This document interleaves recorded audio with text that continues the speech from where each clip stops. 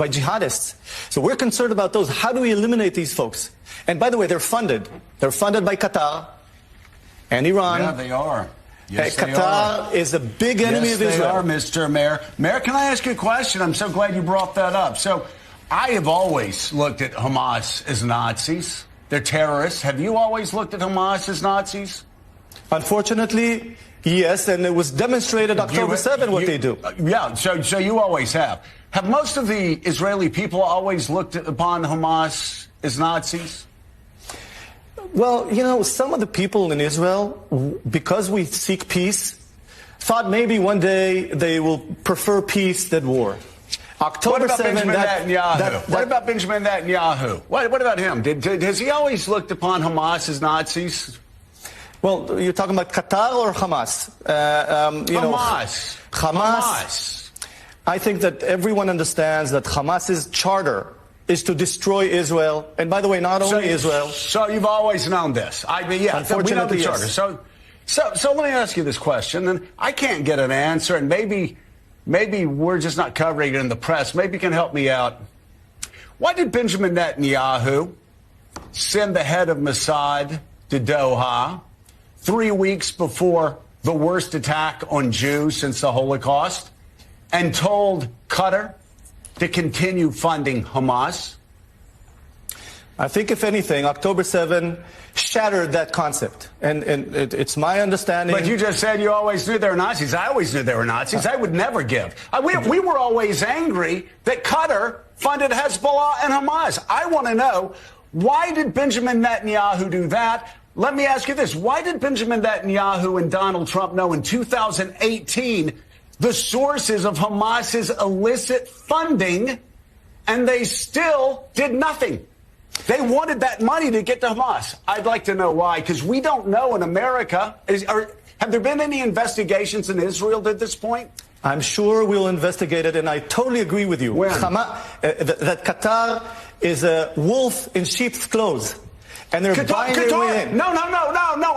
I must correct you. Benjamin Netanyahu was asked by the leaders of Qatar, do you want us, Qatar, to give money to Hamas? This was in September.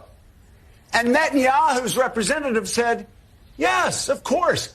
You're feeding that wolf, and you're telling that wolf to feed the Nazis in Gaza. So explain to me, because I really want to know, why was Benjamin Netanyahu and his government funding? They were allies with Qatar in the funding of Hamas. Why? I think it's a mistake, and it was uncovered October 7th. October 7th demonstrated that if you think you could buy quiet, peace, by funding Hamas, it's a huge mistake. And it's clear to me right now. Why did Benjamin Netanyahu, knowing that their charter said that they were to kill Jews and eradicate Israel, why would any leader of Israel work to fund that organization to the tune of hundreds of millions of dollars and work with Qatar to fund Hamas? I think that question should be asked, and we'll get an answer. We'll ask. It's been asked. When are we going to get the answer? Fine. We've been asking it for 6 months. When are we going to get the answer? At the end of the day, once we finish the war, all these channels will rise, and we'll deal with them. Right now, we're focused on winning the war. And I want to make sure. I need to ask you another question. Please. I want to ask you another question because you brought this up. Yes. You brought it up, and it is so sickening to think about the Israeli women that were beaten, raped, murdered, the Israeli grandmothers who were burned to death, the toddlers who were shot in their beds for 10 hours. Some of these people waited for Benjamin Netanyahu's government to come and rescue them. Those people whose faces you were holding up, they sat and they waited in shelters. Their children saw their parents shot. Parents saw some children shot. And they kept waiting for Netanyahu's government to come rescue them. 2, 3, 4, 7, 10, in some cases 13 hours. Where was Benjamin Netanyahu? Where was the IDF? Where were the defense forces over those 12, 13 hours while the worst slaughter of Jews since the Holocaust was unfolding within 40, 50 miles of Netanyahu? Let me answer you. We will investigate that. We were caught by surprise. And there are many faults. Let me ask you both this. of the army and the government. How could you be caught by surprise? How could you be caught by surprise when you had Hamas's plans for a year? Netanyahu had Hamas's terror attacks for a year. Why didn't they act on it? These faults will be uncovered, and there are many challenges, and we will investigate everything. Honestly, believe me, everyone in Israel, right, left, we all want to go down to the to investigate, have deep investigations on this issue, okay? But this is not the time.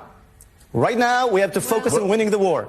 With all due respect, this is not the time to interrogate and ask these questions. And I agree we should ask these questions. With all due respect, I would say if Israel, a country that is absolutely necessary to freedom and democracy in the Middle East, in the world, if Israel has been led in this position by a leader that allowed all of these things to happen, how in the world do you trust that leader to make the right decisions in the most important war since 1973? Well, we're a democracy, and we have our rules, and we obey the rules of democracy. And right now, the Israeli government, and by the way, the war cabinet, which is expanded, including the folks that were on opposition, were all united to win the war. And we want to focus, with your permission, not on what was wrong on October 7th or what led to it. Many mistakes, many problems. We're putting all that aside at this point, and we're all united winning the war. And I want to emphasize, we got to bring back those 134 hostages that are sitting right now in the tunnels, raped, tortured. It's just terrible. And I think the world should focus on that. And number two, focus on that wolf in sheep's clothes. That's, of course, Qatar and Iran that are funding it, giving safe haven to Hamas leaders. This should be off the chart, and we must realize that they're a big enemy of Israel. And let's right now focus on to win the war. When we finish the war, all these questions will arise, by the way, and we will deal with them all. They funded Hamas for years through Netanyahu's direction. And I want to ask a question about that, because every victim in this has been mentioned by you, sir, except for civilians starving in Gaza. And I just want to point out that you never, even when asked, you didn't mention that. I'm not going to ask because I've heard. But I want to ask you, given the questions that Joe has just raised and given the gravity of the situation, is Benjamin Netanyahu fit to lead at this moment? First of all, I do have to answer. We don't want anybody, any civilian, to suffer. And we collaborate with the world, funding, helping the innocent people in Gaza. That 80% of them, 80% of them support October 7th.